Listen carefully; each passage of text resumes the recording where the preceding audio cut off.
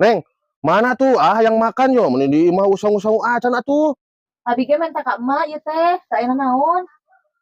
Oh, maneh ai laki teh lain usaha kumaha nyenangkeun ka pamajikan, boro-boro jang pamajikan jang beuteung sorangan ye eueuh. Aduh, aing pika kieu-kieu teuing nya dihina kudu jadi mitoha. Martabat lalaki mau kemana kan ini euy. Lah da kumaha deui atuh Neng, kolot mah bagian jarian anak Neng.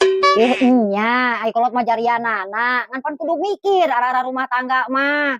Sapeser saaseng ge kudu aya penghasilan. Lah hampura we tuh mah, insyaallah lah abi mah bakal kaya ke depan nama. Naon ieu teh hampura-hampura kieu naon? Iya si emak. Aya naon, Mak? Lah, hese ngajelaskeun anak ge nan. Ieu mah biasa tentang duit.